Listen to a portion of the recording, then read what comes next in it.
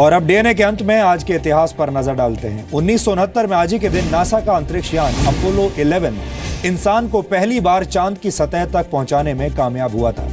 Apollo 11 ने अंतरिक्ष यात्री नील आर्मस्ट्रांग, माइकल कॉलिंस और एडविन ऑल्ड्रिन के साथ चांद की सतह पर 1969 में आज के दिन सफल लैंडिंग की थी और इस लैंडिंग के 6 घंटे बाद नील आर्मस्ट्रांग ने चांद पर पहला कदम रखा था। नील आर्मस्ट्रांग और एडविन ऑल्ड्रिन करीब 2.5 घंटे तक स्पेसक्राफ्ट के बाहर चांद की सतह पर रहे थे और शोध के लिए 21.5 किलोग्राम लूनर मटेरियल यानी चांद की सतह पर मौजूद चीजों को उन्होंने इकट्ठा किया था।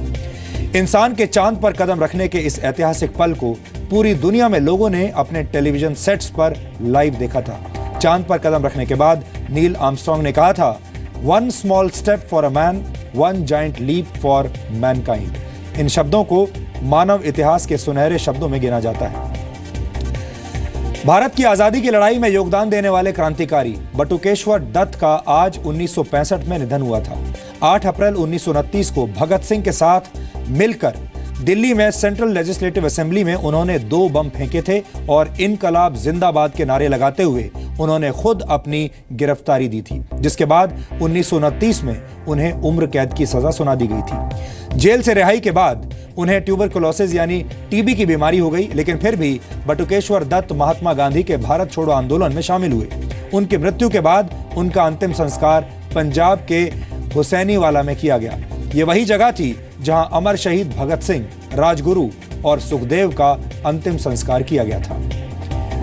1919 में आज ही के दिन न्यूजीलैंड के ऑकलैंड में माउंट एवरेस्ट के शिखर पर पहुंचने वाले पहले पर्वतारोही सर एडमंड हिलरी का जन्म हुआ था। आपको बता दें कि 1985 में सर एडमंड हिलरी भारत में न्यूजीलैंड के उच्च आयुक्त भी रहे थे। 1973 में आज ब्रूस ली का सिर्फ 32 साल की उम्र में निधन हो गया था। अपनी फिजिकल फिटनेस और मार्शल आर्ट्स के लिए याद किए जाने वाले ब्रूस ली ने पारंपरिक हांगकांग मार्शल आर्ट फिल्म्स को हॉलीवुड में एक नई पहचान दिलाई। फिस्ट ऑफ फ्यूरी और एंटर द ड्रैगन आज भी लोगों की पसंदीदा फिल्मों में से एक है। उनकी लिखी हुई किताबें और उनके कोट्स आज भी लोगों को प्रेरणा देते हैं। 1972 में आज ही के दिन मशहूर गायिका गीता दत्त का निधन मुंबई में हुआ था। गीता दत्त ने प्यासा, कागज के फूल, सुजाता, साहेब बीबी और गुलाम और हावड़ा ब्रिज जैसी फिल्मों में कई यादगार गीत गाए थे। आज 1929 में मशहूर अभिनेता राजेंद्र कुमार का जन्म हुआ था। लगभग 40 वर्षों के अपने करियर में राजेंद्र कुमार ने 80 फिल्मों में बतौर अभिनेता काम किया।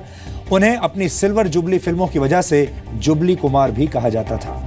और आज भारत के महान हॉकी खिलाड़ी मोहम्मद शाहिद का निधन हो गया है। मोहम्मद शाहिद को भारतीय हॉकी के सबसे महान खिलाड़ियों में से एक गिना जाता है।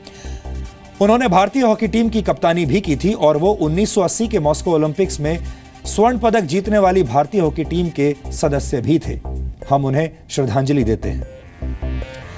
डीएनए में आज इतना ही। अब आपसे हमारी मुलाकात होगी कल रात 9 बजे, जब हम कुछ और नई और बड़ी खबरों का विश्लेषण करेंगे और साथ ही आपको कश्मीर से पहली आजाद रिपोर्टिंग की सीरीज का 4था हिस्सा भी दिखाएंगे। तब तक के लिए